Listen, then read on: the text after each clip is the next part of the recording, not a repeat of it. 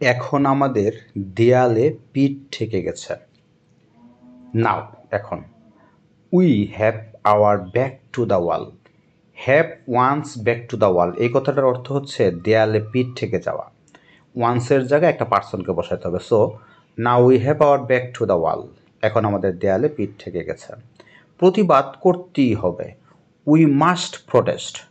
We must আমাদের অবশ্যই oppose. We must protest. We must oppose.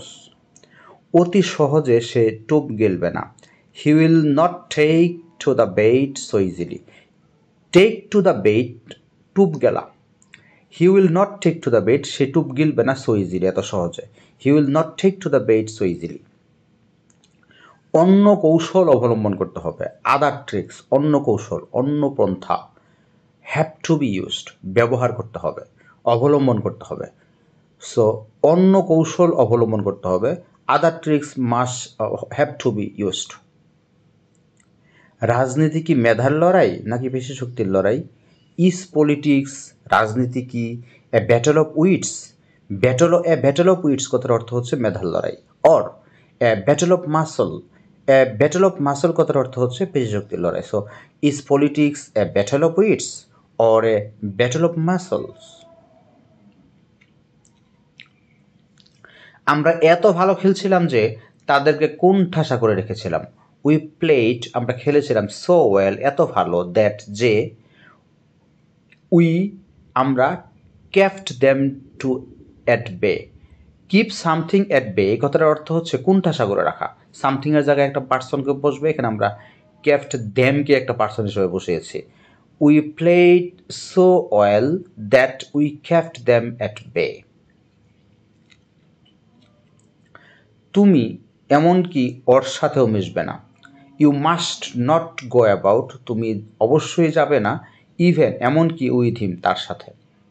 You must not go about even with him তুমি এমনকি ওর সাথেও মিশবে না। জানো তো সব শুয়োরের এক পাল। ডোন্ট ইউ নো তুমি কি জানো না? Birds of a feather flock together. Birds of a feather flock together এই কথাটার অর্থ হচ্ছে সব শুয়োরের এক পাল। Birds of a feather flock together সব শুয়োরের এক পাল। জানো তো ডোন্ট ইউ নো তুমি কি জানো না?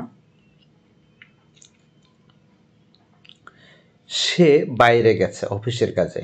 হি হ্যাজ গন সে গিয়েছে অ্যাব্রড বাইরে ফর অফিসিয়াল পারপাস। পারপাস কথার অর্থ হচ্ছে উদ্দেশ্য। ফর অফিসিয়াল পারপাস অফিসের উদ্দেশ্যে। He has gone abroad for official purpose.